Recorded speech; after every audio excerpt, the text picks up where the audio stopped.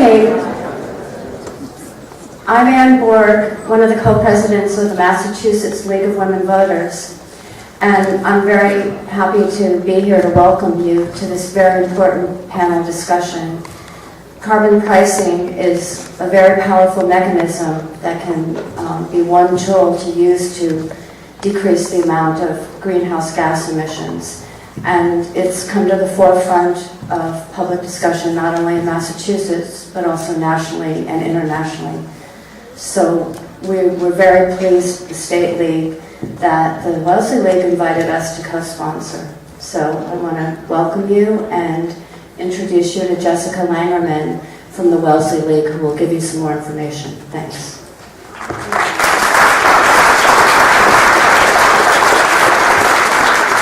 Thank you. Good evening and welcome. My name is Jessica Langerman, and along with Marlena O'Brien, I am the co-president of the League of Women Voters of Wellesley. And we are thrilled to welcome you to this panel tonight about how to put a meaningful price on carbon emissions.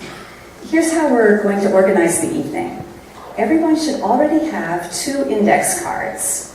One is going to be to write down any questions that you might have as the evening progresses. And the other is going to be to write down the action steps that we'll suggest at the end of the evening. If you don't have 2 cards, would you please let a student usher know, and they will bring you one. In a few minutes, we'll introduce our moderator and the forum participants, and then the panel discussion will begin. We will not be taking questions from microphones on the floor.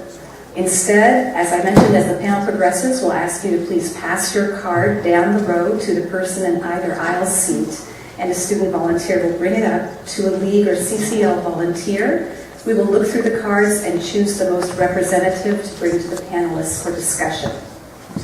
At the end of the evening, after the panel discussion, we will have our drawing for 5 lucky members of the audience for a ride in a Tesla.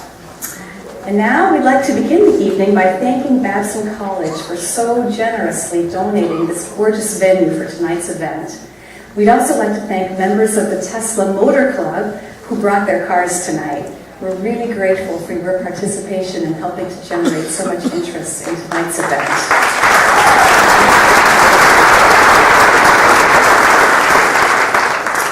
Many of you might be unfamiliar with the League's work. We are the original political empowerment organization for women, founded when women first received the vote back in 1920.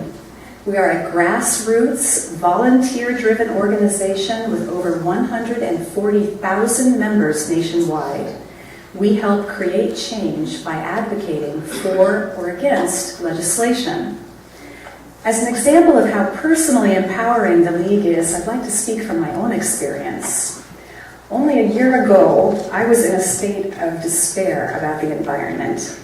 I had just learned about the concept of pricing carbon, but I felt extremely frustrated and alone because very few people knew about it, and I had absolutely no idea how to help spread the word in any kind of effective way. Marlena O'Brien, my co-president, said to me, "Why don't you let the League help you organize a forum?"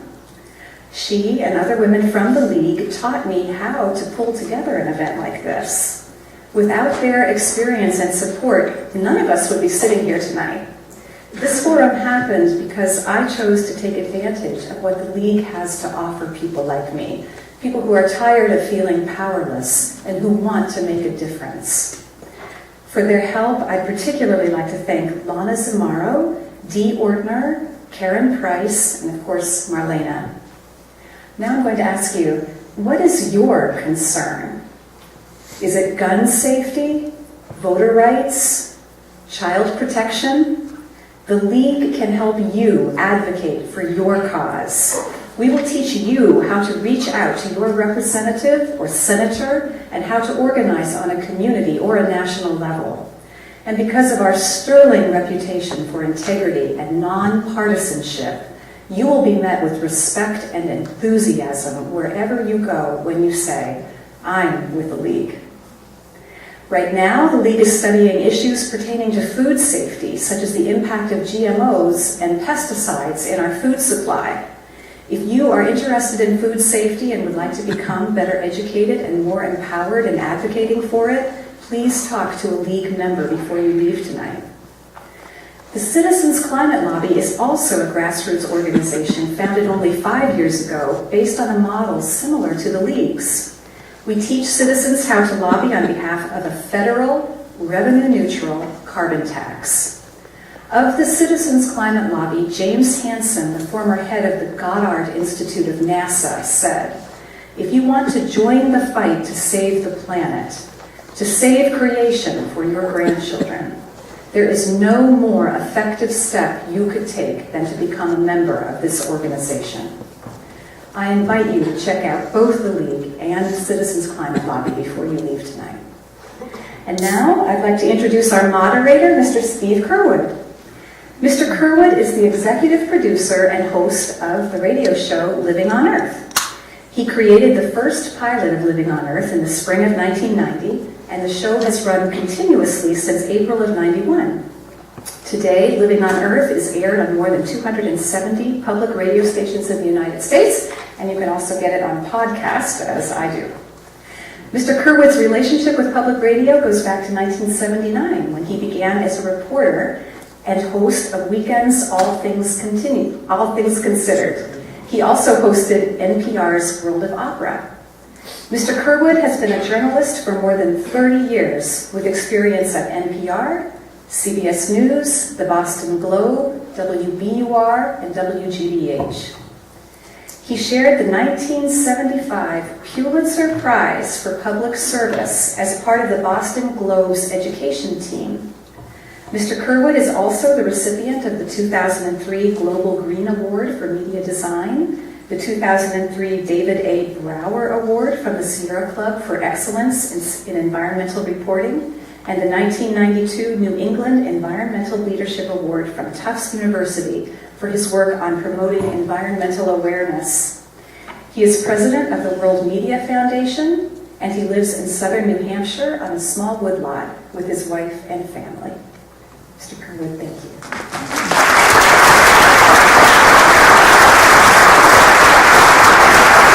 Well, thank you for that very generous introduction.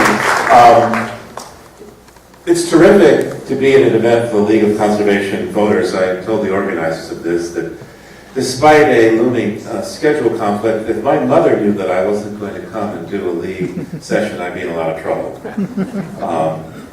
Because the opportunity to address an issue like climate disruption and the relation of carbon and what we're doing is something that has gotten stuck in the shrill partisan atmosphere that we have these days, which, as Bill McKibben would say, has led to a bipartisan plan to do nothing about the climate. So a nonpartisan approach to look at the facts, to look at the questions, to see how we might proceed, hopefully will shed some light on this. So we have tonight a world-class panel. Now I know we're going to, probably the genesis of this was the Massachusetts proposed legislation to have a carbon tax, but we have folks who could be talking about this any place on the planet. And of course, starting farthest from me, no, I'll start closest to me actually, because we'll wind up with you, Fritz. We have Joe Aldy. Joe is teaching right now at the Kennedy School. He's an assistant professor of public policy. But Joe also runs a center on business and government regulatory policy. And Joe spent the first couple of years of the Obama administration looking right at the question of energy and environment. Next to Joe is, it actually says here his resume that he's from MIT, but truth is, I met John Reilly first in Las Vegas. He had, well, actually, his office at MIT, he had what I would call a wheel of misfortune. And what John had done, and he does this as co-director of the Joint Program on Global Change at MIT and at the Sloan School, what John had done was simply take the odds that the Intergovernmental Panel on Climate Change was giving about how things were going to turn out, and put them in a wheel of, as I said, misfortune. And we were there in his office, and he'd spin this thing. And out of several spins, only one wound up any place kind of comfortable.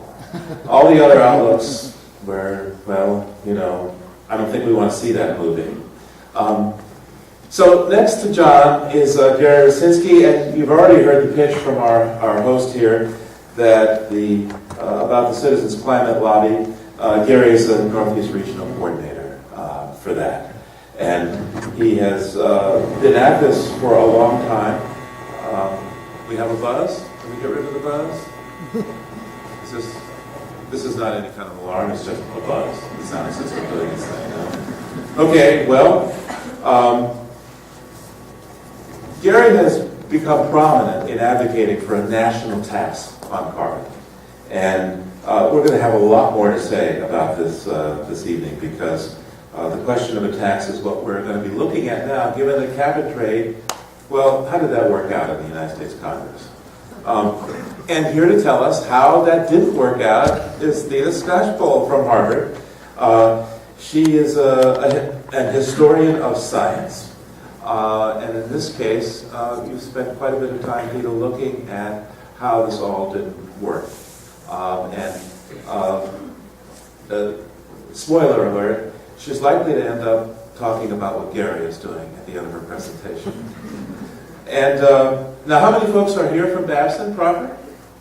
Okay, so I don't need to introduce Fritz Fleischmann to you, right? You all had him he's a professor of English here, and but he's been having a lot of fun in the academic sense in this interdisciplinary humanities course on nature and the environment.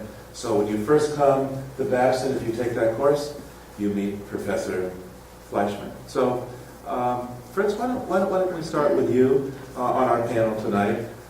Why do we need to have this conversation? Let me give you 3 reasons, 3 specific needs. The conversation about climate change is often psychologically debilitating. We need publicity, we need community, we need a public conversation around this issue.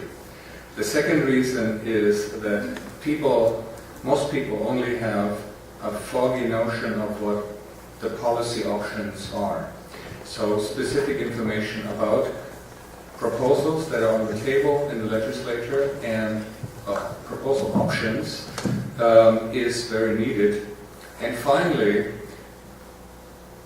policy needs legs. How does it get those legs?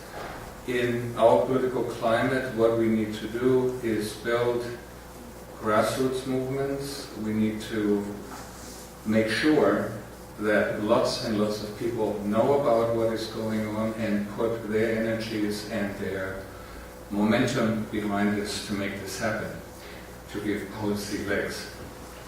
Excellent. Now, let me just ask, how many folks here think that humans are a problem in terms of climate disruption? Okay. Any skeptics here in the crowd? Okay. So, we won't take the time to go into the science of this. We won't talk about how we have 40% more carbon dioxide in the atmosphere than we did at the beginning of the industrial age. We won't talk about how that works as a blanket to heat things up. We won't talk about the fact that emissions are accelerating, of all silly things, since we have learned about this problem. We don't need to talk about that with you all, because you know. And so the question is, how do we cap this? How do we put, how can we at least slow this process down, if not stop it altogether in a time that would make sense for our present civilization? You know, people talk about saving the planet. The planet's going to be fine. You know, it's been here with all kinds of concentrations of CO2 over the paleo history. It's the human bit of the planet that's going to be in a lot of trouble if we roast ourselves out of existence. So, just to make that point. And John Reilly, tell us, we're here to talk about trying to put a lid on carbon and using markets. Just how does carbon pricing work? How does it have an impact?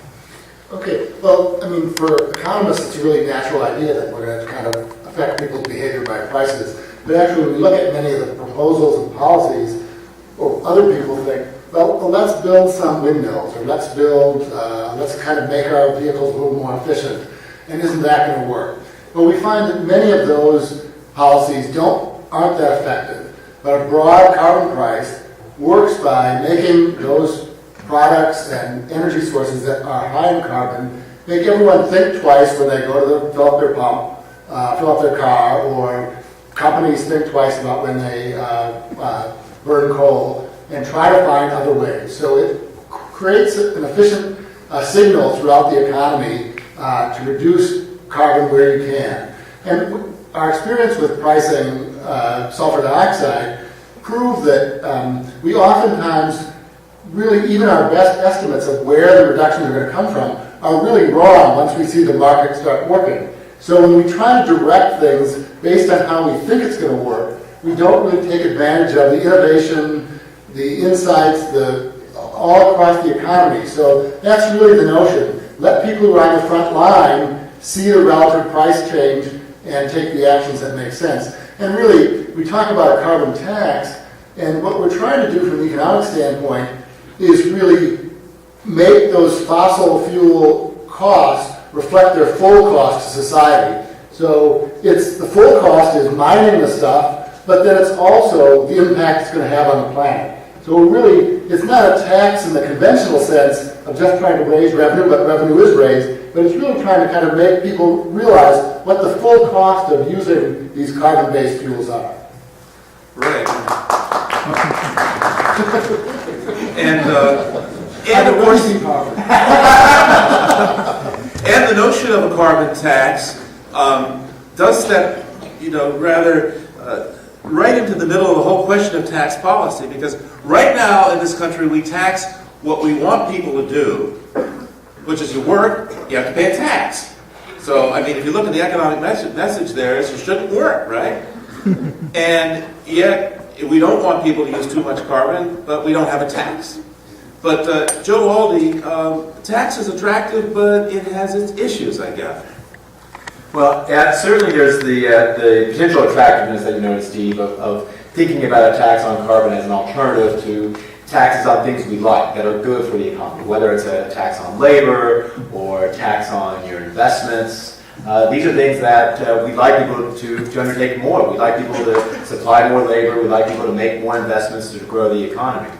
So there is certainly a potential attractiveness to being able to lower the rate on labor taxes and capital taxes if we can make up that revenue by taxing things we don't like, such as carbon pollution, as John noted. So I think there really is that kind of potential. Having said that, there's certainly going to be some who would benefit more from such a policy and others who would benefit less. And some of those may vary across the income distribution. There's certainly those who've expressed a concern that a tax on carbon pollution, because it's effectively raising the cost of fossil fuel energy, that actually makes some of the poor households worse off, because energy is a larger fraction of their expenditures. There's also a concern that in some parts of the country that rely more on carbon-intensive energy, such as coal, or in places where people drive a lot more, they'll bear a greater burden than in places that rely on cleaner sources of energy. So there's certainly these kinds of concerns that I think matter when we start to think about the politics of putting on a price on carbon. Having said that, there are certainly ways in which you can address those concerns. I think a good example of this is British Columbia, where they put a tax on carbon, and then they returned all the revenues, roughly 50% to households by cutting the personal income tax, roughly 50% to businesses to cut taxes in the corporate sector, and then a small carve-out that especially targeted the very low-income households. So I think there's ways in which you can design policies to address this, but certainly when we start to move from the sort of economic classroom of a carbon tax to the real world, these kinds of political considerations are certainly going to be necessary if you're going to build support for such a proposal. Oh, and Joe, you mentioned there's a special sweetener that BC used when it used its tax? So one thing that's interesting about how British Columbia implemented their tax, recognizing politically that people would start to potentially to object when they were seeing higher prices at the gas station or more for the energy for heating or for electricity. The month before the program began, every household received a check from the government. That was their carbon dividend check. So it was a way to really reassure people, we're serious about returning the money back to you. Don't think that this is some kind of bait and switch where we're going to tell you we're going to cut taxes you don't like because we're raising a tax revenue through a carbon tax. We're really going to do it. We're really going to deliver. And this kind of assurance, I think, helped build public support for the policy in British Columbia. So we're talking about a tax because the efforts to have a cap and trade program in this country, we have one in California, but we don't have a national one, failed rather ignominiously after more than $100 million spent on the campaign, I'm told. And so we're having this conversation because it didn't work, and Theda Skocpol has done a fair amount of research as to what happened in that political process. Right, I'm a political scientist, so I was curious about what happened when Congress deliberated in 2009 and 2010, right after Barack Obama came to office, a proposal to set up an emissions limit, collect revenues, and allow companies to trade permits. It was complicated, and that was part of the challenge. It was worked out over 5 or 6 years by a coalition of environmental groups in Washington and some big businesses who would be paying some of the cost of this new system because they were in the coal industry or the electricity generating industry. It passed the House of Representatives in a historic vote in June of 2009, but then it stalled in the Senate. That's a story we've heard many times, but this one was a little bit more dramatic because there were such high hopes for this moment. And the thing took for another year in the Senate and then died in a whimper rather than a bang, with very few Americans, only about 24%, telling pollsters that they had any idea what cap and trade was, and with a great deal of counter-mobilization by the Tea Party and populist forces as well as business forces on the right to kill the idea. My research concluded that you can't deal with the challenge of capping carbon, raising the price of carbon energy, without a broad popular movement in which citizens understand what the challenge is, understand the policy options, and organizations that, like the League of Women Voters, as well as many environmental groups, reach right down into congressional districts and into all 50 states to keep Congresspeople's feet to the fire when the tough votes come. That's because most citizens, as well as many businesses, think of a carbon tax or a carbon cap as raising the price of energy. And that's true. That's part of the point of it, at least carbon-generated energy. And so people have to have confidence that it's going to work for some important purpose and that they're not going to get stuck with the bill. Particularly average American families that have experienced stagnating incomes for 4 decades. That's why I support the idea of a carbon tax, which is simple and straightforward, with dividend checks like those they sent early in British Columbia, sent every single year to every single American citizen. I think that you could have a broad movement around that, and it would have the effect of helping families in the low and the middle level of the income structure do better as the environment did better. So you're talking about reframing this from cap and tax, which is what the opponents were able to successfully label it, and call it cash back, huh? Cap and green dividends, I like it, but I like the idea of a check every fall. And then you can spend your check, you can spend it on weatherizing your house. You could contribute it to your citizens organization or church if you want, or you could just keep it. Okay. So I'm afraid that saving our civilization, Gary, has come down to you. Sometimes it feels that way. Yeah. You represent the citizens movement here that Theda says is necessary to get movement on this. And if Jim Hansen were here tonight, he'd say that we're maybe almost already out of time. We're very close to out of time to to capping this thing off. So what should we do? Well, I want to reference what Theda was talking about, particularly the question of citizen involvement. And our executive director, Mark Reynolds, often says that politicians don't create political will, they follow it. And so Citizens Climate Lobby is building the political will for a sustainable climate. That's what we work on. We work on it day in and day out. We're entirely volunteer driven, and we are striving to have a chapter in every congressional district. I don't know how many states we have now, but we have over 140 chapters at this point across the U.S. We're doubling in size every year. And we also, it's amazing to hear the similarities between what Theda is asking for and what Citizens Climate Lobby does, because we educate our members about climate policy, about the pros and cons, about the differences between a carbon tax and cap and trade, about regional disparities and how a carbon tax is going to play out. And all of that stuff is just played out over and over again so that it's always on the tip of our tongues whenever we're in talking with our representatives and senators and their aides, to educate them about the importance of doing something and why a simple feed-in dividend structure is the best way to go. What engages people? When you're out there organizing, how do you get people to come in and join what you're doing?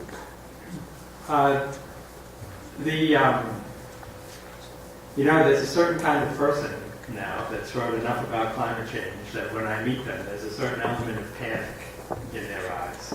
And they're the best people to go to, I'll say that, because they already know that something needs to be done and they're looking for an outlet. They're looking for a constructive way to engage in this debate and move something forward. We have another chapter leader who often says the two best profiles to go for are, one, somebody who's recently retired, and two, someone who's never been an activist before.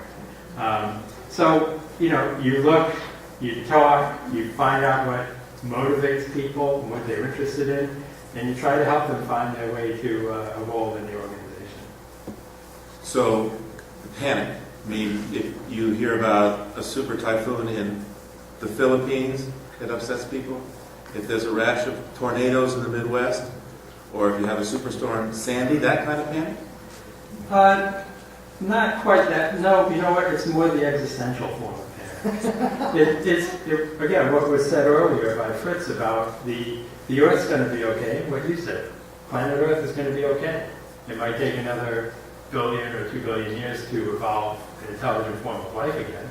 But it's what's going to happen to me in my retirement, to my children who are all college age right now, and what their life is going to be like. I recently read a report that said that around the middle of the century, near the middle of the century, and actually a little earlier than that, our coolest year at that point will be warmer than our warmest year today.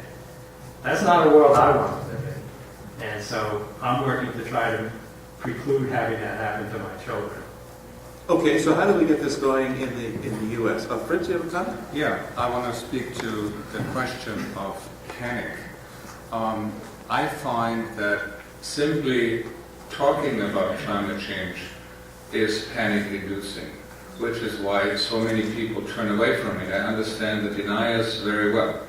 My experience is that every time I have this conversation, whether it is with students or whether it is with people in my town, there is a great desire to know, first of all, and there's a great desire to know what to do about it.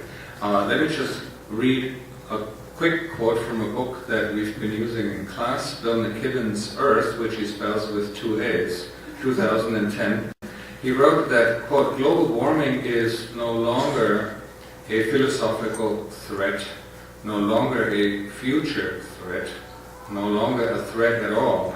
It is our reality, unquote. That's why he spelled it with a double A, to point out that the old Earth we were born into is no longer the world we live in. So if you get to the point of understanding this, especially if you are a very young person, a first year student at Babson, the question immediately arises, what can we do about that? That's why grassroots movements. That's why publicity is so essential, to put people in community, give them a sense that there are other people out there thinking about this, and it's something maybe possible to be done about it. John? Yeah, I just wanted to pick up on a couple of remarks that Joe and Theda made.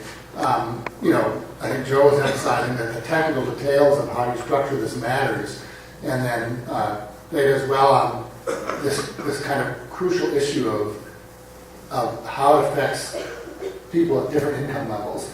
And I think that is one of the biggest problems we face, and one of the most difficult ones, both across the world and across the country. And I don't know, maybe as a political observer, you might comment on this, but it seems that this kind of the growing disparity in income, where the middle class is kind of falling behind, and wealthy are getting wealthy, is really leading to some of the political stagnation, or inability of the political system to deal with this. And so we're playing on fears of people who are struggling with their income, and then talking about raising energy costs, and it just is a negative sort of thing. But in the long run, it's oddly even not in their interest, because if we have climate change and it has severe effects, I'm sure that those of us sitting at the table will be able to afford food. But, the poor family that's trying to put food on the table and seeing food prices rise, the climate is changing, are the ones that are going to suffer. So it's really an odd political mix that we're really seeming to motivate voters on some of these things to work against it, or someone's motivating them to work against their interests. And, I appreciate that League of Women Voters attempt to be bipartisan. And it's kind of interesting. You talk to former Republican congressmen, and they're kind of saying we need to do something. But now we've kind of twisted the political system, so it looks like this is Republicans are against it and Democrats are for. But I don't think that's really true. I think we do have to look for these bipartisan solutions, and the tax thing is one that might do it. Well, it's interesting you bring this point up, John, and here's a political question for you all. I think it's fair to say that there is this horrible partisan gridlock at the federal level in this country, right? But when you get to the state level, you see some partisan gridlock. Famously in Wisconsin, there's been some showdowns. But, Republicans, we just had a Republican governor here. We've had a lot of Republican governors in Massachusetts, which is considered to be, 3 times as many Democrats. And when you get down to the municipal level, it's hard to see in most places, I say the vast majority of places, to see a partisan divide at all.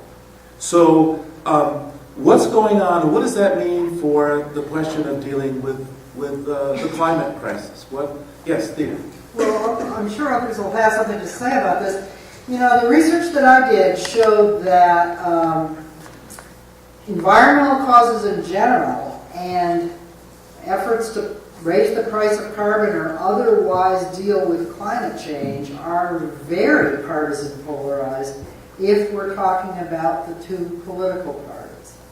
And they've become especially partisan polarized since the middle of the 2000s. About the time of Al Gore's movie is when a concerted effort started at the kind of right wing of the Republican Party nationally to make sure that elected representatives didn't vote for any kind of regulatory solutions or tax solutions. And an effort was made to reach out to grassroots people near the Republican Party and convince them that the whole thing was a hoax. Now, that's not all Republicans. About half of American citizens who say they support the Republican Party don't agree with that Tea Party wing, as we now call it, of the Republican Party. But they don't have a lot of impact right now on what the Republican Party is willing to deal with in Washington. They're not willing to deal with anything if it involves a compromise or a tax. And that's true in quite a few states too, but not all. So the real question at this point is whether states and regions can act at a time when Congress can't yet see its way to doing something. At the same time, I think we have to be ready the next time there's a chance to do something at the national level, which could happen as early as 2017. Joe?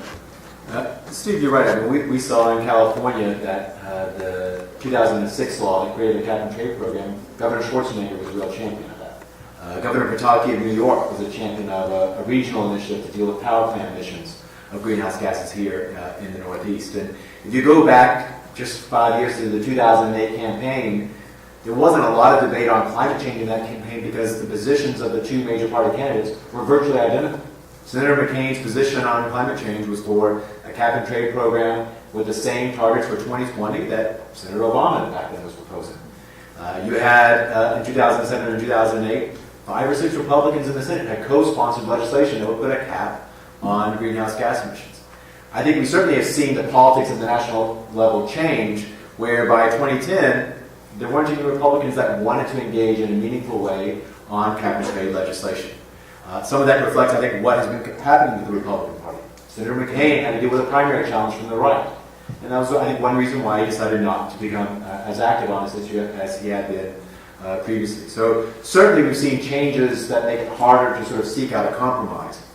I think that's why, when we talked earlier about, is there this potential for a tax swap of some form? Could you think about this in the context of sort of long-term tax reform that I think both parties feel like we need to do a better job of how we design and implement our tax code?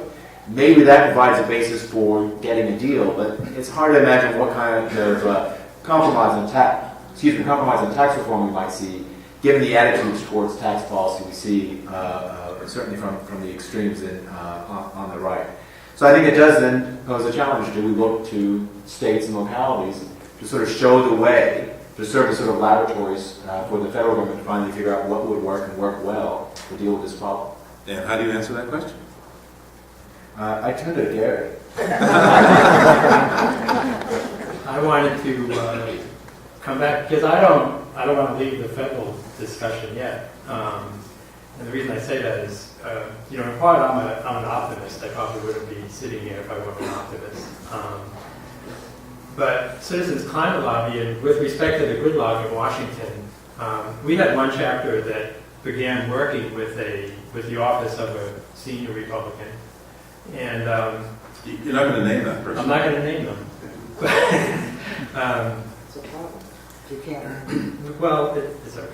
So anyway, they went in to meet with the legislative director of this Republican, and that legislative director said, I'm not going to agree with you. I'm meeting with you because you're constituents and I have to meet with you, but I'm not going to agree with what you have to say.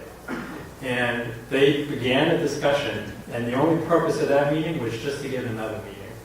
And in the second meeting that they managed to arrange, they went in and they talked about climate change, because in the first meeting, the legislative director had said, environmentalists are always running around like Chicken Little and the sky's always going to fall. Why is that? And so they went back and they educated him about climate change. And 20 minutes into that discussion, that aide said, you guys are scaring me, okay? So he started to get it at that point. And over the course of about 7 or 8 meetings that followed that year with him, he started hearing not just from Citizens Climate Lobby, but from fishermen and farmers and ranchers in his district. And he started to hear the same thing over and over again, and then he knew he had a problem. That chapter managed to get a face-to-face meeting with that Republican at our national conference in June. So it's that type of work, going in again and again and again, and having a respectful conversation, and basically kind of healing the fabric of American democracy and connecting constituents to offices is one thing that I think is going to help us build the political will that we need.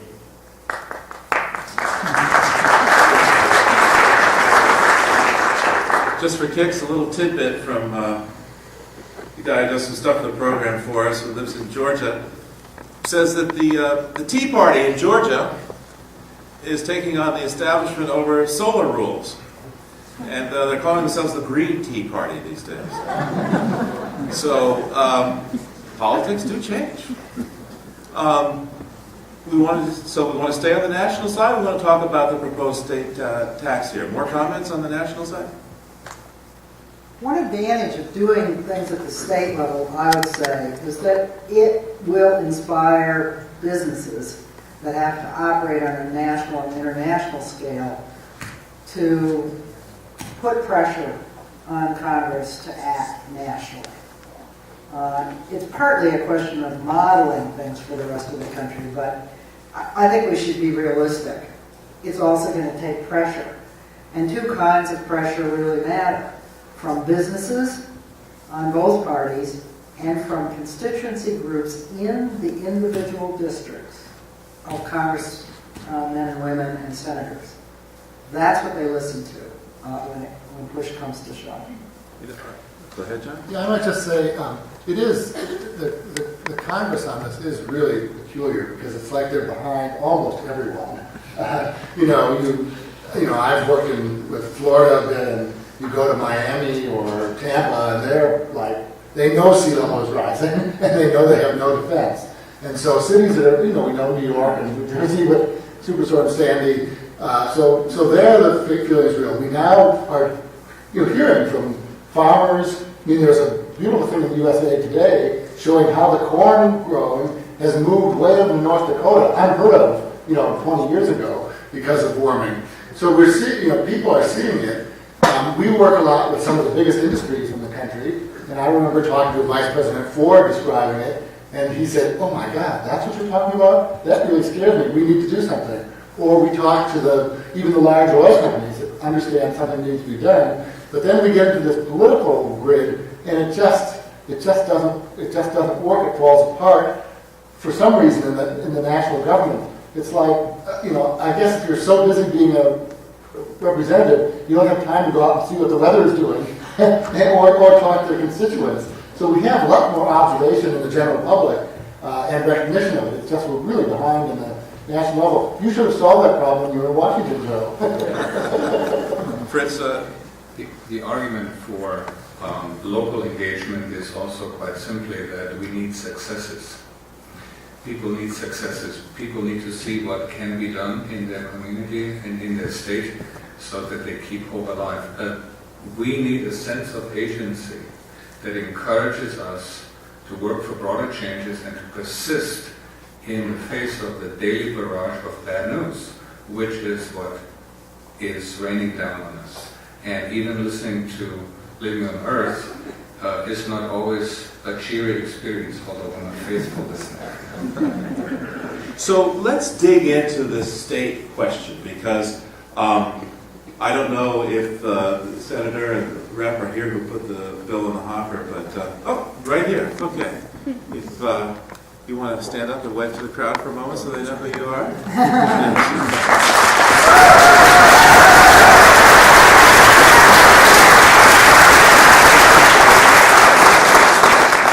So let's talk about it. A carbon tax for Massachusetts. Gary?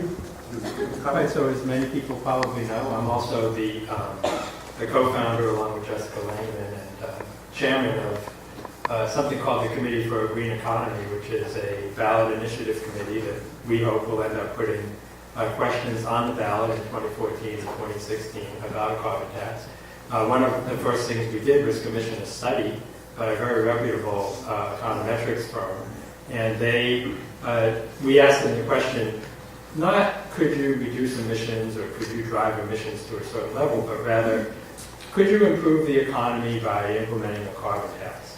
And they came back with an answer which was that if you put a tax on carbon in Massachusetts alone, and you reduce corporate income, you took 50% of the revenue and put it towards corporate income tax reduction, 25% towards personal income tax reduction, and 25% towards sales tax reduction, you could in fact grow the economy by about $400 million a year beyond business as usual, and reduce emissions by 10 percentage points versus the 1990 baseline, which is the thing that most people talk about in terms of measuring emissions levels. So not only could you reduce emissions and do something good for the environment, but you'd be doing something good for the economy, you'd be growing GDP overall, and you'd also be generating somewhat more jobs. So that was a starting point. We're not done with those types of studies and trying to figure out where we want to go with the ballot initiative, but it seemed like at least what my intuition is, which is that if you raise the cost of fossil fuels, then not only are you going to have people making decisions about maybe not driving as far, maybe insulating their home, but you're going to encourage a lot of investors and entrepreneurs and businesses generally to jump into this new market, to this new energy market profile, and look for opportunities to make money. And they're going to bring a lot of money off of the sidelines and start bringing innovations to market that we can't even imagine now. I think John was mentioning earlier that we're very bad at predicting how markets and businesses and product development are going to respond ahead of time. But if we could raise the cost of fossil fuels, I'm sure we're going to find a lot of innovation that, again, none of us could imagine today sitting here. So, first of all, let's continue with your theme of optimism. Maybe an initiative petition isn't required. These gentlemen are going to get the bills through, right?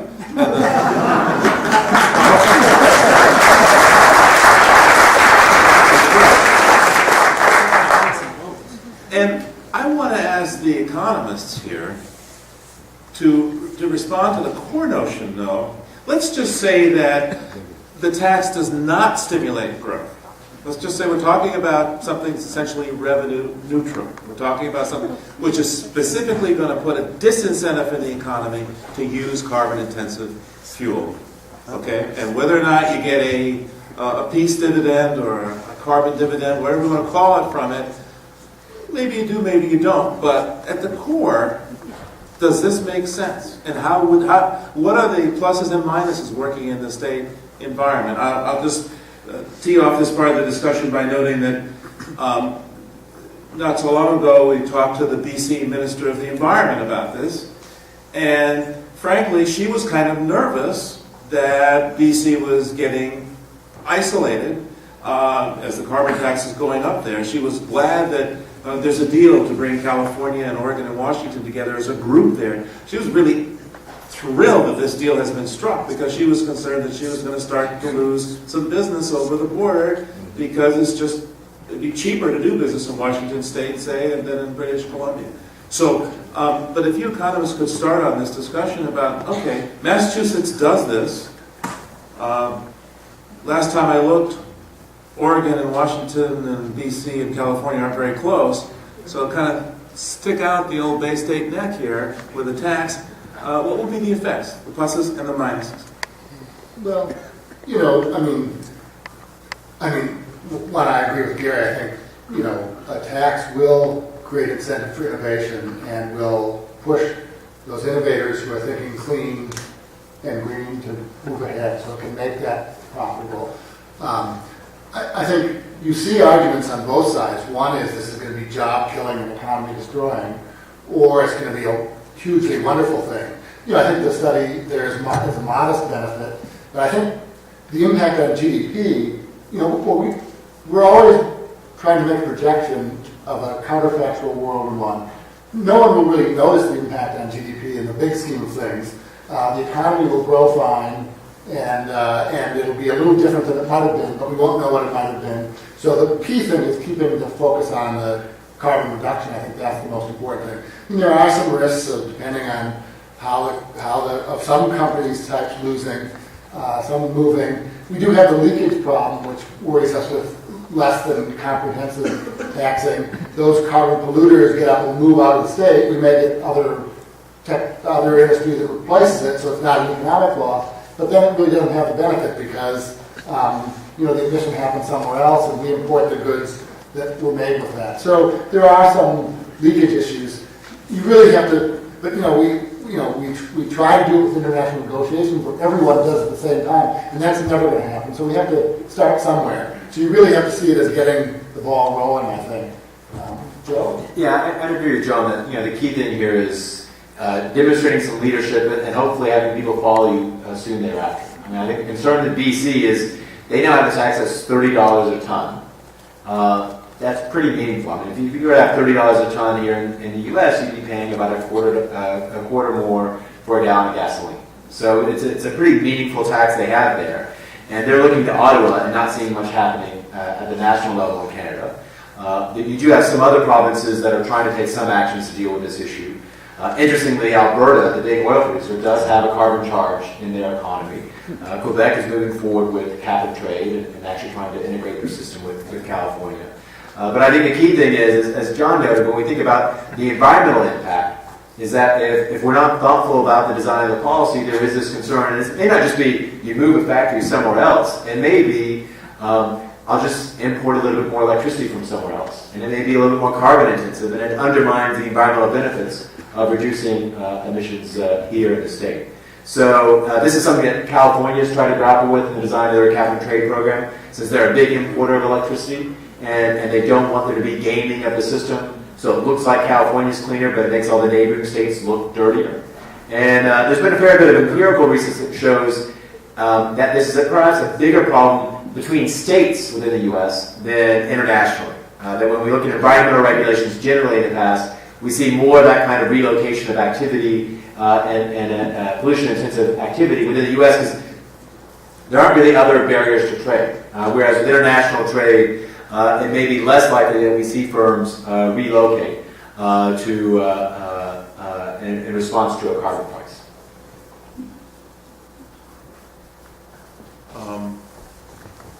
Just a reminder that fill out some of these cards, folks, and get them collected so we can get the discussion.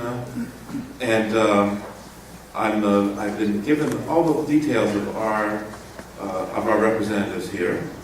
So I'm going to reintroduce them again. We have Senator Mike Barrett. Mike?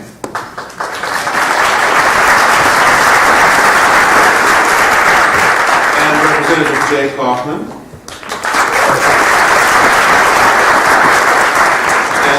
And Alice Peisch. Can you stand, Alice, for a moment? Just over there. Okay, there she is. Great, thanks. So there's a basic problem here. I mean, if it's 25 cents more a gallon, say for gas, then so I just roll over the New Hampshire border and fill up and come back and kind of make it a habit to, gee, anytime I'm near the border, I'll just get some cigarettes, some booze, and gas, right? We took the alcohol tax off, right? There was that problem with that one. So, Steve, the key thing is when you look at the bill that's been introduced here in the state, we're not talking about a price like what's in BC. It's a much more modest initial price.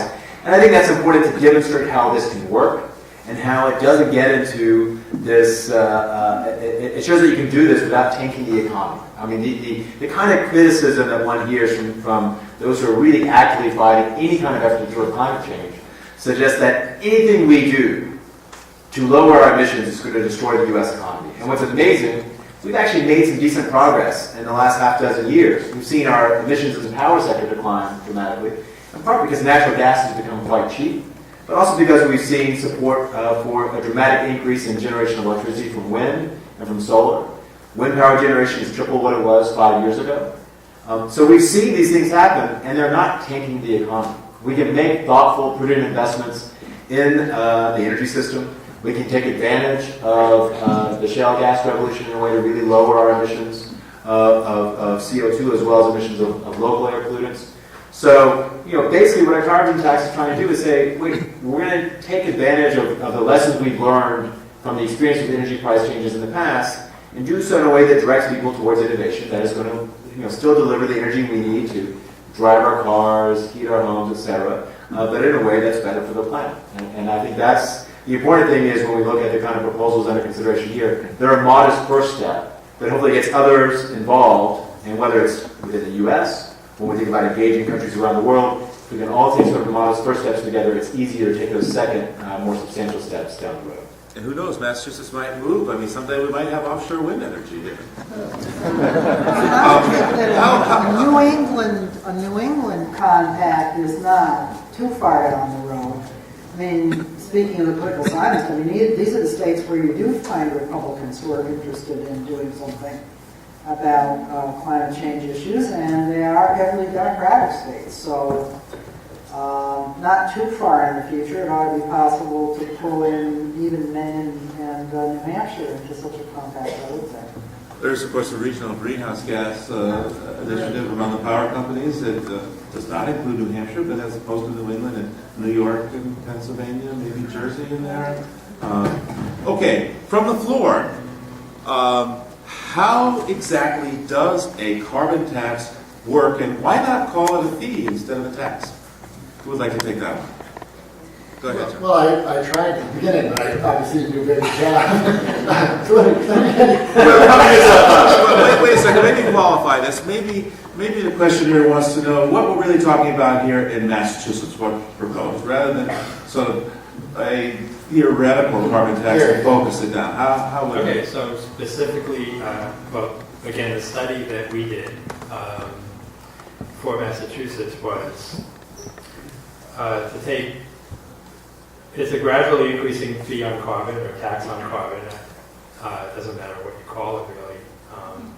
People are going to object to it all the same. In any event, the study said start it at $5 a ton. Now, $5 a ton is kind of back at the wholesale level where companies are purchasing fuel oil or gasoline or natural gas and then redistributing it at the retail level and having to build that $5 a ton of carbon dioxide, potential carbon dioxide emissions that will occur when the fuels are burned. So it started at $5 a ton in the first year and raised it $10 a ton every year thereafter for 4 years until you're up to $45 a ton, was actually the optimal price on carbon in terms of growing the economy. You might have thought that maybe if you did $5 and stuck it there, or 15 or 25, but it turned out to $45 a ton, and we just didn't have money to fund additional runs of the model to see whether the benefit to the economy kept going up and up. But in any event, so 4 years out, you're at $45 a ton, and that money that, again, got charged at the wholesale level that is basically a sales tax, if you will, where the fuel is being sold into the economy, the money's going to the Department of Revenue, the Department of Revenue is turning it around and using it to cut, as I said, the corporate income tax, personal income tax, and the sales tax. And so all those rates are coming down as the revenue from the fossil fuel tax goes up. Meanwhile, all of the price increases are built into retail costs, and consumers are experiencing that. And then they're experiencing that, and then again, those rising prices are motivating investors and entrepreneurs to go off and find ways to help consumers and businesses avoid those increases in costs. And that's where you get the innovation occurring in the free market. Joe? Yeah, I would note that carbon dioxide pollution is a little different than conventional air pollutants. When we talk about putting a carbon tax that would affect transportation fuels, we really mean, as Gary noted, we're putting the tax on the fuel, we're putting the fee on the fuel. I, of course, in my naive youth, wrote a paper about a carbon fee, thinking using a different three-letter word would help some 6 years ago, but it's fairly transparent, as Gary noted. But the thing is, the nature of carbon pollution is such that if I put the tax on for per gallon basis for gasoline or diesel, that is very effective at sending signals through the system, at promoting efficiency, and maybe even incentives for using lower carbon alternatives. But it's also important to recognize we don't need to have a monitor on the end of every tailpipe. We don't have to have a monitor at the end of every fireplace or the end of every boiler. We just need to know how much fuel is moving through the system. And part of that's because right now there aren't any ways in which we can, at least at the commercial level, remove CO2 at the end of a pipe, like we do, for example, sulfur dioxide from power plants, because our primary means of dealing with acid rain pollution. So it makes it actually very efficient from a tax standpoint to implement it this way, very administratively easy to do so. So at the national level, if we were to do this, we could take advantage of existing per barrel taxes at refineries and just add the carbon tax onto each barrel of oil that goes into the refineries. Federal government already collects a tax from every refinery for that. We could already, on a per ton basis of coal, the government already has a tax to deal with black lung disease on every ton of coal produced in the U.S. So it'd be very easy to implement this system. As Gary noted, then you allow the market to send the signals down through the economy to promote lower carbon investments and and uses of the energy. There was I think you responded to this question, but it's stated in a very stark way, so maybe you could directly respond. The person writes, so with a carbon tax, if I spend $10 extra on my gasoline and the government sends me a check for $10, what's my incentive to reduce usage? I think you more or less explained that, but in perhaps that narrow term, could you respond? John, you want to do a better job explaining? Yeah. So, I mean, that is a paradox, I think, that many people see. If you take the money away and give it back, why is that going to change my behavior? You take the money, we raise the price of fuel, we give the money back, and then you go, well, gee whiz, I could keep more of that money if I didn't just buy the same amount of fuel, if instead I drove a little differently or bought a more fuel-efficient car. So it is that sort of changing. You get the money back, so you're no worse off in that sense, but then you make different choices. You buy less fuel because you do drive differently, or you insulate your home or heat your home differently. Theda? Yeah, I think it's a way of pulling everybody into the process of making some innovative choices. That's particularly why I think a dividend approach at the national level makes sense. Because if I could just speak as a political scientist to add something to the economic analysis, Americans in general are extremely distrustful of complicated, opaque legislation, especially if it generates revenue that's used in complicated, opaque ways by politicians that they don't trust. We're a little better off here in Massachusetts. I think we've got a better chance of doing something that has a bit of complication in it, as I understand this, the carbon tax with the various allocations to tax cuts would do. But at the national level, the simpler it can be and the more convincing it is that people are going to get back, actually at the lower income levels, they would get back more than they would spend. Which I think is fair, and not only is it fair, it's essential to build a broad coalition that goes beyond Berkeley, California, and Cambridge, Lexington, Wellesley, Massachusetts. Well, Theda, there's a question here that speaks right to that. It says, are you in favor of a redistribution of wealth? Yes or no, the person asks. And if no, how can you be in favor of a carbon tax? So you understand how this debate might get framed. All government action redistributes wealth. I mean, a sales tax that we've all been living with for a long time redistributes wealth. Our system of paying for health care involves tax breaks for the wealthiest among us for our health care. So I don't think it's a question of whether we're for or against redistribution. It's a question of what we want to move the resources from and who and what purposes we want to move it to. I'm sorry. The Remy study actually indicates very clearly that this is not a redistributive proposal in contradiction to what you just said. In fact, to the earlier question, what is the point of paying $10 more at the pump and getting $10 back? The answer to that is that it makes the social cost of carbon pollution visible to begin with and gets people into the system, as you said. But this carbon tax is actually a very, very gentle approach to the problem. It can only be one of many approaches to the problem of climate change. Former Representative Bob Inglis, Republican of South Carolina, launched the Energy and Enterprise Initiative to, quote, promote conservative solutions to global warming. He calls a carbon tax the free enterprise solution to global warming. The reason I'm even interested in this approach is that it does lower emissions, but it can be only one of many approaches to the problem as far as I'm concerned. By the way, are there any other reasons for a carbon tax besides climate disruption? Well, health. There are health reasons. Yes. In fact, those are pretty concrete. Burning coal is not good for the human beings that are anywhere near around it. And that's true of other carbon fuels as well to a lesser extent. I would say on that the fact that we're failing to do anything about carbon pollution is yielding a rather skewed distribution of the benefits. I mean, if you mine coal, or if you own a coal company, you've been getting a free ride. You've been producing a good that imposes significant cost, both in terms of climate change, but in terms of public health, respiratory problems, hospital admissions, premature mortality. So I think there's certainly these benefits beyond just climate when we think about putting a price on carbon. Theda noted the health element. It can help actually address congestion. That is something that when we think about the amount of time people waste sitting in traffic,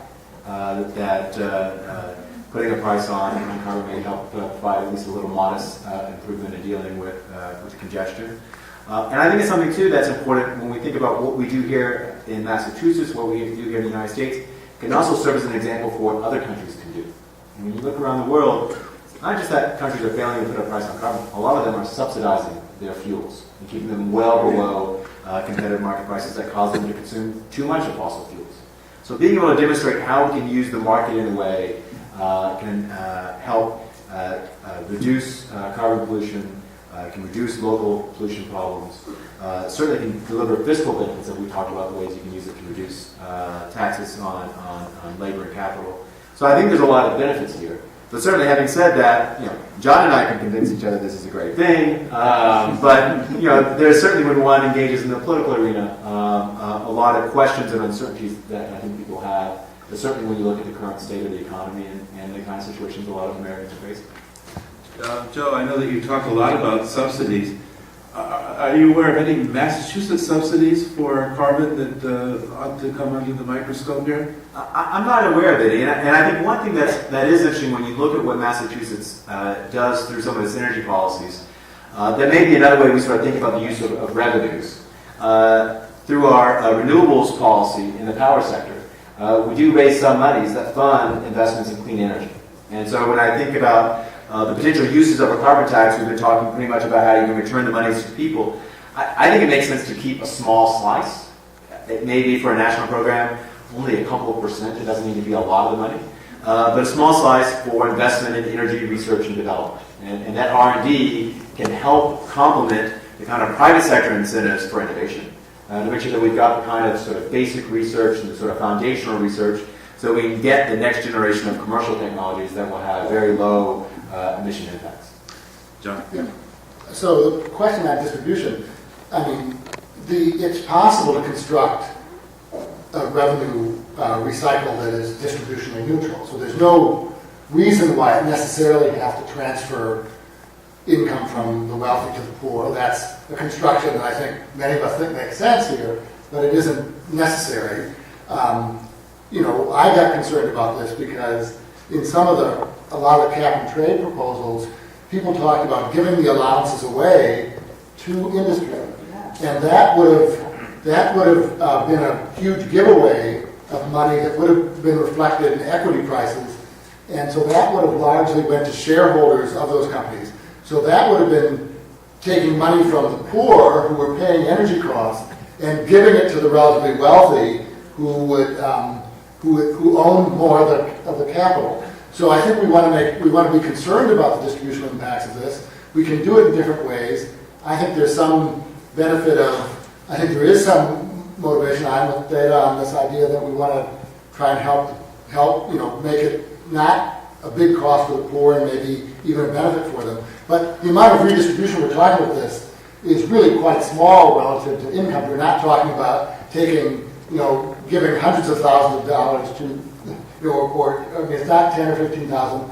If we had a carbon tax of $20 or $30, the amount of check that would go to each household would be on the order of $2,000 to $3,000. So that's meaningful for lower income people, but it's not kind of making the rich poor and the poor rich.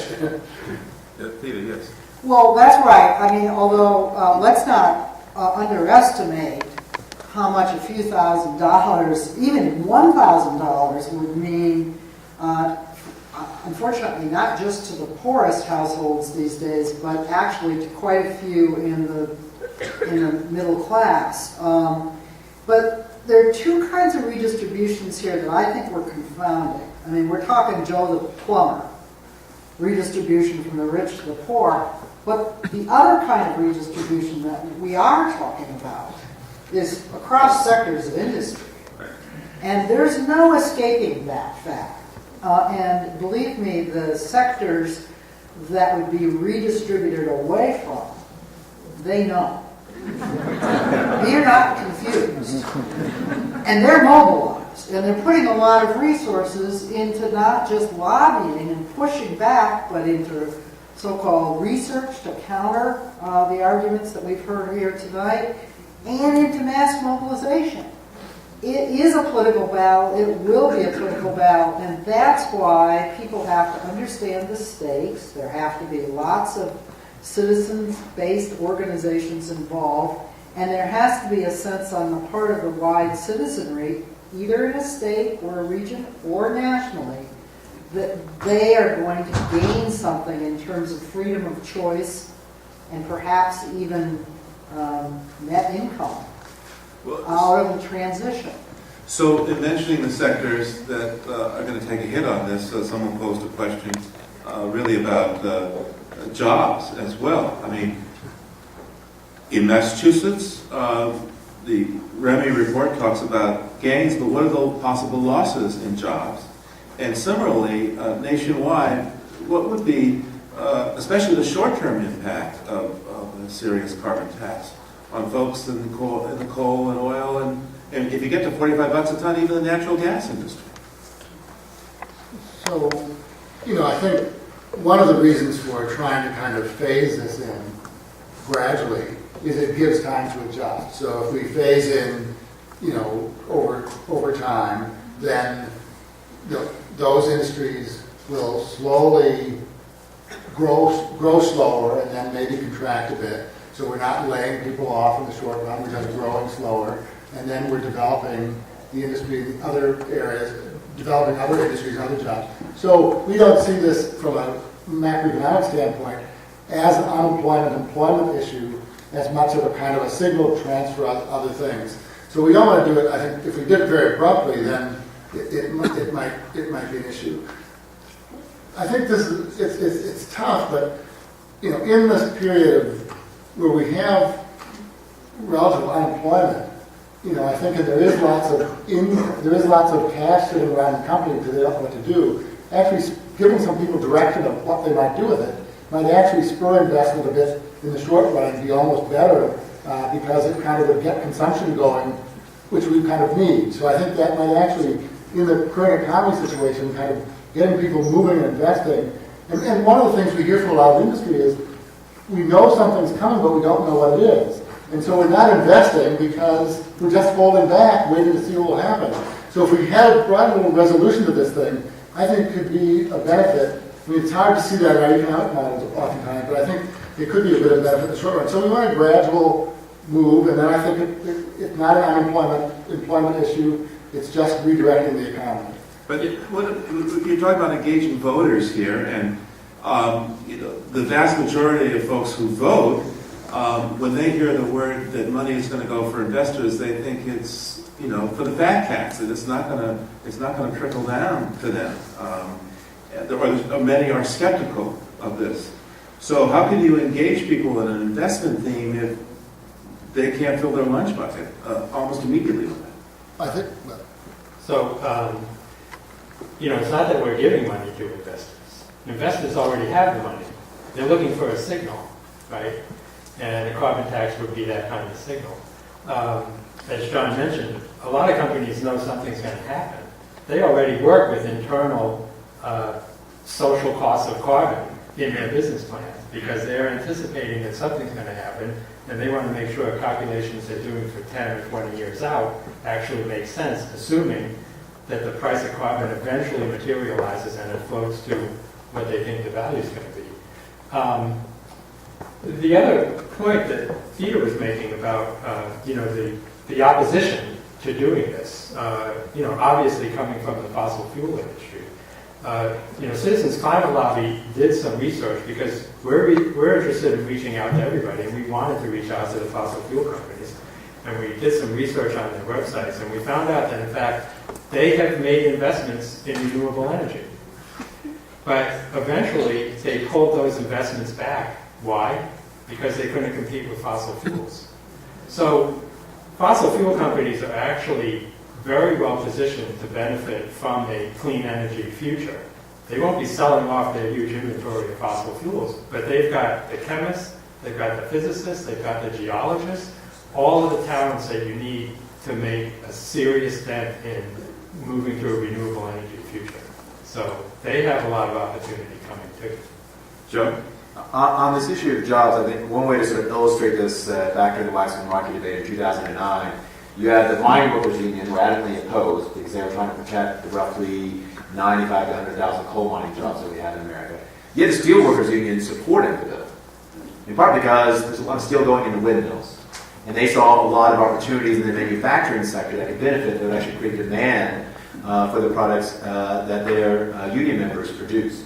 And so you see that there certainly is kind of opportunities for gains and losses in various industries. But at the end of the day, it's certainly in the aggregate not going to have a big impact. And I think when you look at the fossil fuel industry now, it's not the monolith it was, say, a decade ago. The gas industry now realizes their biggest opportunity is taking coal's business, in the power sector especially. And so in the past, you would have seen the companies that operated in coal, oil, and gas all stand shoulder to shoulder. It's not so much like that now. And so the question really gets to, if you're gas, it's a little bit more nuanced. Do you support a carbon tax? And if it's something modest, it's probably really good for your business. If it's a really high carbon tax, it's probably bad for your business. Because it's now, a low carbon tax means you really will dominate coal, but a high carbon tax means the zero carbon resources, the renewables, potentially nuclear, will start to dominate you. And so I think it's a little bit more nuanced now where gas plays in this. And I think there's just sort of waiting out to see what happens to coal.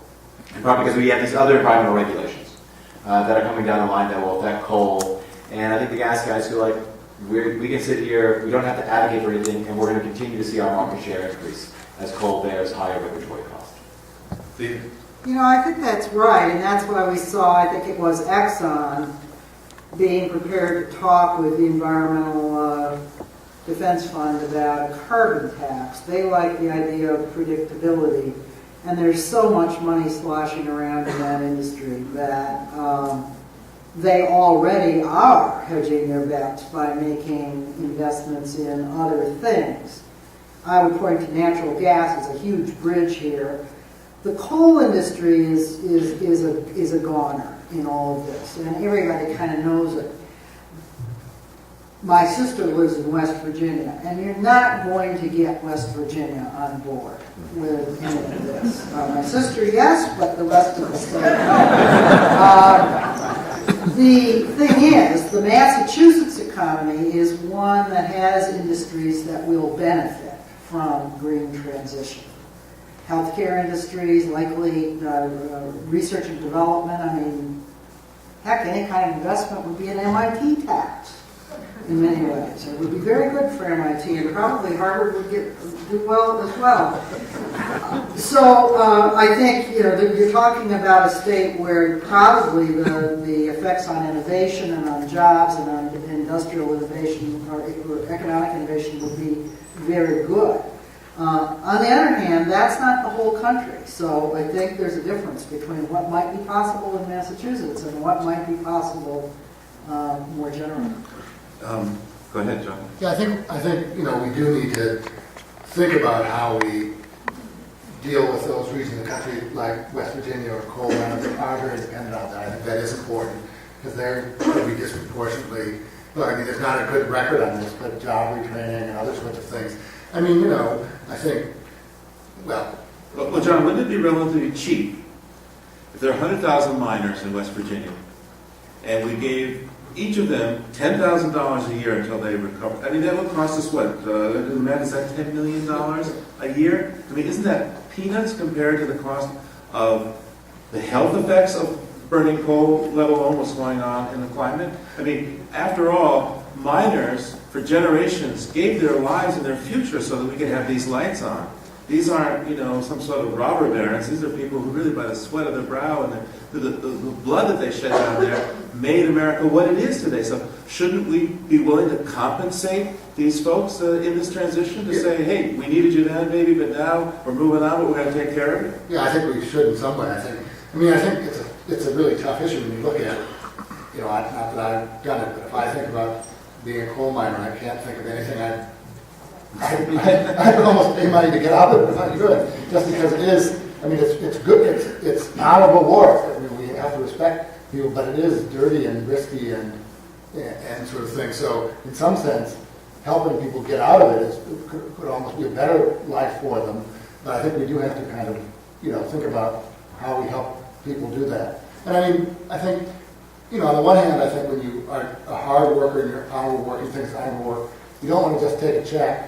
You'd like to work for it in some level. So I think it is an issue of, yes, I think we should support them at $50,000 a year, and that would still be a deal. But I think there is the issue that people do want to work for their living, and so they don't want to feel that their skills are worthless. So I think kind of thinking about them and then thinking about how their children move on to something else is important. And let's remember that a lot of the sort of political campaign around this, about, oh, you're going to kill jobs, comes from the people who aren't actually doing the jobs. They're the owners of capital.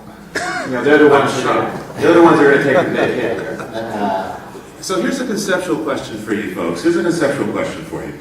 The anti-tobacco campaign was a dual-pronged attack using a combination of taxes and public awareness, including the fact that secondhand smoke was going after children who didn't have a choice. What lessons can we learn from the successes and failures of that campaign as we look to kick our addiction to fossil fuels?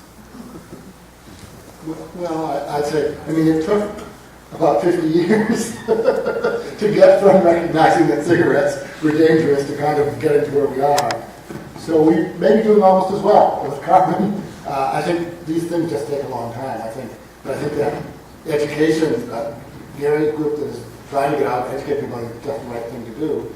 We have to get through that. It's very frustrating in today's news environment where, because the internet access is there, people go to get news that seems to reflect their own views. So if you don't believe in climate change, you go to news sites quasi-news sites that tell you it's a hoax. And so it's very hard to penetrate that. So I think we do need to get out on this grassroots thing. I think part of this gets to what Fritz brought up earlier too about what people can do. Because the thing with smoking, a lot of the effort has been to try to prevent teenagers from taking up smoking in the first place. We all emit CO2 in our everyday activities. And so it gets to this question of, well, what can we do? How can we actually make a difference in our everyday lives? And I think that's the thing where I think it's a little bit different than tobacco. Because it really causes us to think about doing things that may become inconvenient as opposed to, oh, maybe I'll never take it up, or maybe there's a way so I can sort of get off this altogether. It's really hard to imagine how any person in the United States can completely get off of fossil fuels in their consumption and their everyday activities. Well, it's one thing to say, I'm not going to smoke. That's pretty easy for an individual to do, and then they don't have to worry about it except for secondhand effects or whatever it is. But today in the United States, we enjoy a really rich lifestyle, and it's very carbon intensive. And I think one of the things I like to emphasize is that the reason, I'm not asking anybody actually to change their lifestyle. I think that we can have exactly the same, or better lifestyles than we have today if we do this transition to a green economy. But I think we just haven't unleashed the power of the free market to address it. And when we do, we're going to see, another, unfortunate to call it this internet bubble, but this time it'll be in energy. It's going to take a lot of investment from the private sector to displace these incumbents that have been in place for the last 100 years. And it's going to take 30 or 40 years to do it. And to me, that's a really exciting period. I wish I were 20 years younger and more able to take advantage of that. But I think it could be a very exciting time. And That's the opportunity that I see. Professor Scott? You know, one of the things that makes this a little different than the tobacco case is, although there are health issues here, that this is primarily a question of transforming our economy and our patterns of living. And I really agree with the idea that harnessing people to a vision of innovation is important. That's why I like a carbon tax a lot better than that cap and trade thing, which involved a lot of payoffs to polluting industries. I think a carbon tax, especially if the revenues are used in a correct way to stimulate demand and new investment, can actually unleash new businesses and empower consumers in new ways. But I do want to stress that probably the popular issue generally is not an issue of jobs. It is in a place like West Virginia. But the really crucial places are states that have had a lot of electricity generated by coal-fired plants. And there, it's very easy for the opponents of all of this to convince ordinary, everyday people that they're going to be slapped with a lot higher taxes to run their vehicles and to heat their homes and small businesses. And so unless something can be done to convince people very directly that that's not going to happen, it's very easy for the opposition to mobilize Ohio, Wisconsin, Michigan, everything that's not on the coast, which has a lot of power in the U.S. Congress, I'll point out to all of us here in Massachusetts. So to me, that's the political task for designing a national policy. And I want to make one final quick point. Most of the most effective opposition, in my opinion, comes from ideological forces. I think that's what the Tea Party is. I don't think it's simply a front for the fossil fuel industry. If it were, you could bargain with parts of it, or divide and conquer, which is what politics is about. But the Tea Party is actually a combination of grassroots forces and billionaire ideologues who are dead set against the kinds of changes in the relationship between government and the economy that are needed to make this transition move along. We have come to that time of the evening when we need to wrap things up. So I want to invite each of you to make, your observations for the evening and closing remark, if you like. And I'll do this on a voluntary basis. Who'd like to go first? All right, Fritz. I'll start. I think a carbon tax is a really, really important tool. I hope it will succeed in many states and nationally, but I want to point out that it is one of many tools that we need to use to address this issue. The German sociologist Max Weber famously said that politics was the slow boring of thick and hard boards, and I think that's certainly true. I think we need to advance on many fronts. As an educator, I believe that, following what you just said, Theda, it's about consciousness raising, it's about fighting ideology, it's about getting people real information and enabling them to act. So I think we have a big task ahead of us. Thank you. Next. All right. No volunteers. No. John, go ahead. Well, I was reflecting on the fact that when we opened this up, I was asked how many people believed in climate change, and it was a real thing. Everyone raised their hand. And one of the problems, we go around and do these talks, and that's the audience we always see. And so I think the challenge is to kind of get for people to get to some of the people that wouldn't come to this, and try to and get out and educate them and talk to them. So it's great that you're all here, but I think as you indicated earlier on, this education process is really important because we have to get the rest of people to understand the problem. Gary? So I'll just say, it's really great that you came out tonight. I really appreciate seeing such a large audience to hear about, what I feel is a very important topic. And, I've been I don't know, harping a little bit on the need for people to, get engaged and come back into the democratic process and talk with their congressmen. And I asked that when you leave tonight, if you would think about getting involved. I know everybody's busy, okay? And if you had told me 3 years ago, if somebody from Citizens Climate Lobby had walked up to me and said, "Hey, Gary, how would you like to found a chapter in Boston and then become the Northeast Regional Coordinator, and then also on the side become the chairman of a ballot initiative committee?" I would have said, you're out of your mind. There's no way I can do all of that. But one thing leads to another, and you find the time. To spend on this, especially I would say with Citizens Climate Lobby, which is such a supportive group and a very open group, and somebody's always there to help teach and to help you out and to keep you motivated.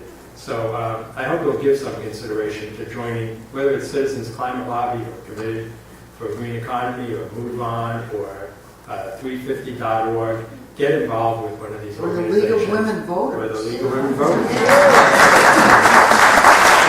see how much time you can find in your day. Sign up sheet outside. They take checks as well. Yeah. Joe? So when I left home to come here, I said goodnight to my 18-month-old, who should be asleep by now. But he's sort of the reminder I have that working on this issue of climate change, especially when we've had conversations about distribution, it's really about talking about what we're going to leave to our children and our grandchildren and our descendants. And I think that's why it's really important. There are a lot of issues that seem important today, a lot of urgent issues that seem to be sort of near and more pressing at times. But when we think about the kind of legacy we're going to leave, when we think about what we would bequeath to future generations, this planet is, as Steve noted, it's the only one we've got. It's going to survive. The question is, will we? And I think that's why I continue to work on this issue, why I'm enthusiastic about a carbon tax. When we talk about saving the planet, there's a way to save the planet cost effectively. And that at least warms the hearts of economists like John and me to think that we can do this cost effectively. But it's really important because we are doing something that is quite dramatic. We do have to transform the foundation of our energy economy. We can do it in a smart way. We can do it in a way that rewards innovation, that can actually promote economic growth, and do so that leaves my son and future generations a better planet than what we inherited. So I want to echo the sentiment of go out there and try to make a difference, try to mobilize, do what you can to deal with the challenge of climate change. Some of that's in your own personal decisions, but a lot of that's going to be on how you engage in the democratic process. Thank you. Professor Skocpol? I think I've had my say. Yeah. So, about 15 miles from here and a couple hundred years ago, people offered up their lives, their blood, their treasure, so that we'd have the right to vote. That the king would no longer be in charge. That we would have this democracy, as flawed as it sometimes is. And since then, a lot of people have given their careers, their lives, to make what we call, and we still have, as America possible. And tonight, I think one of the takeaways is to honor what Mike Barrett and Jake Hoffman and Alice Peich have done to step up to the hopper, to step up to the well in their respective houses and file a piece of legislation to affect the kind of change that all of you who raised your hands are very concerned about. The precise language, whether it's going to actually end up as a referendum or as a bill, is less important than the process. And that process requires you. Because if you look at the fine print of what Mike and Jay and Alice get paid to do this, it's not a lot. If you look at the troops that they have to carry this message to the other representatives and senators down in that state house, it's not a lot. And just like in Washington, things happen in the Gold Dome under that codfish because people vote and walk and march and call and show up. And this is an important leverage point. So, one takeaway, one action item for you is to get behind these people who are speaking and representing you, this kind of government we've fought for and that we now have. And if we want it to work, we've got to work with them. Representative Tom Conroy as well, Steve. He's actually one of the lead House sponsors. Representative Tom Conroy as well. Okay? So we elected him to do this, so let's help him do this. So I want to thank our panel tonight, Fritz Fleischmann, Theda Skocpol, Gary Rucinski,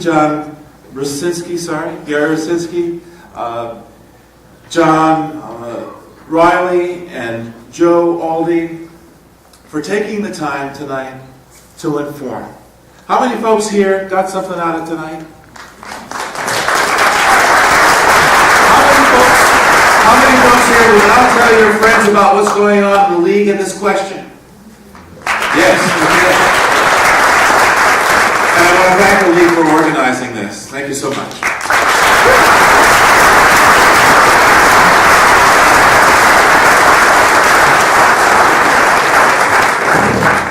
Thank you, and I ask you please to remain seated as we still have the Tesla drawing to do and a few other remarks that I would like to make.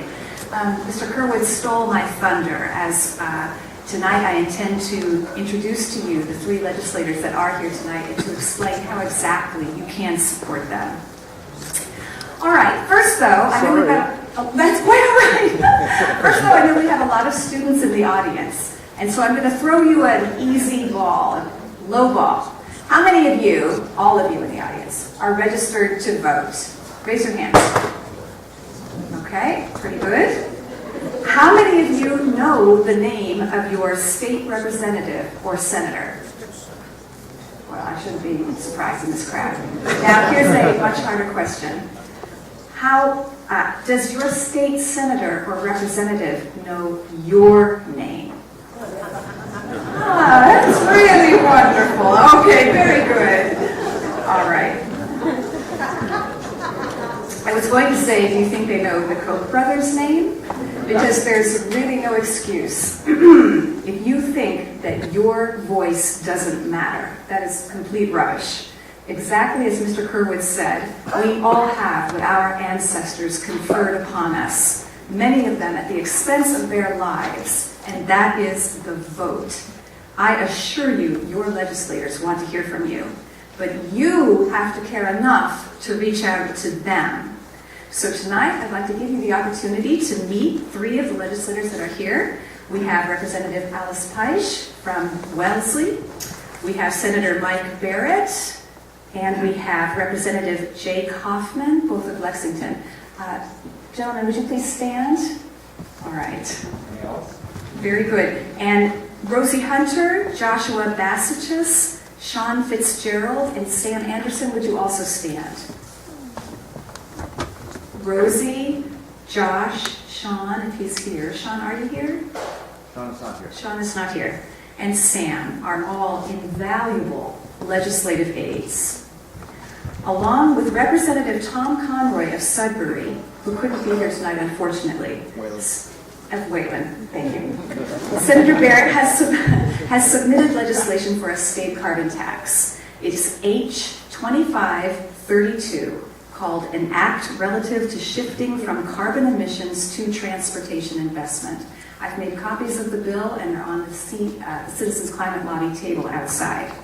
That legislation now sits in the Revenue Committee, which Representative Kaufman chairs. The League and the Citizens Climate Lobby would like to recognize these gentlemen for their work on this bill. We are grateful.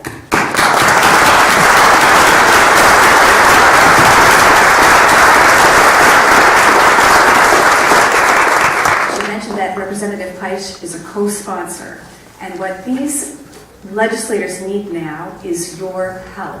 So earlier on, I told you that you would have you would use your second index card to write down some action steps, and here they are. Do you belong to a civic organization, a church, a synagogue, or a mosque? Do you belong to a student organization? If so, invite Senator Barrett or Representative Conroy to speak to your group. Give your name tonight to one of them, not Representative Conroy, but to Senator Barrett, Representative Wright, or a legislative aide. Secondly, the gubernatorial race is about to begin. Do you know who the candidates are?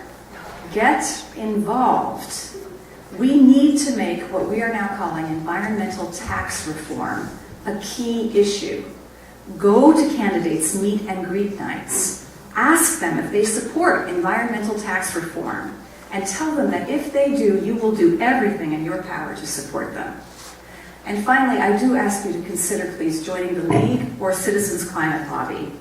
Let us add our voice, our weight, our experience, our contacts, our reputation to yours. Together, we really can accomplish great things. All right, at this point in the evening, I would like to call out our youngest honorary members of the League and of Citizens Climate Lobby to please deliver some gifts to our panelists. John and Lydia, would you come out, please? Very good.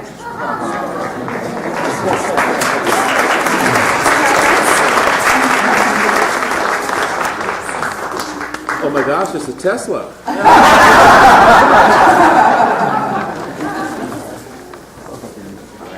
You're never too young to get involved. All right, and now I'm going to ask John if he would please go get a special gift that we have lined up. When we reached out to... Thank you, Lydia. Okay. Very good. All right. When we reached out to Mr. Curwood a month or two ago to ask him if he would be so good as to host this panel, he might have hesitated for a moment. But then he said he dared not refuse because his mother had been a member of the League. And he would have a very angry angel hovering over his head if he refused. So we have Mr. Curwood here tonight. And Lydia and John, would you kindly bring out a gift that we have for him? Okay. This is a certificate of appreciation for your service, Mr. Curwood, and Aldy.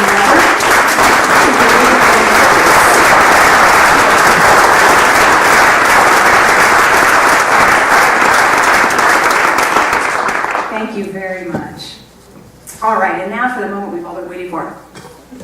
I feel a little bit like Dorothy and the Wizard of Oz with this basket. John and Lydia, one more time I'm going to call you out. All right, they're going to choose. Let them each choose one. I'll read out the numbers, and then if you are one of the lucky winners, I think what I'm going to recommend, since it's such a cold evening tonight, is just to go out into the lobby, maybe by the doors, and meet up with the members of the Tesla Motor Club. All right, here we go. Our first winner for tonight, everyone got their ticket ready? Is 430476. 430476. That person's here. All right, Sean, number 2. I don't know. Is that person here? Okay, if not, we're going to put that aside, then we'll choose another. All right, we have 430592.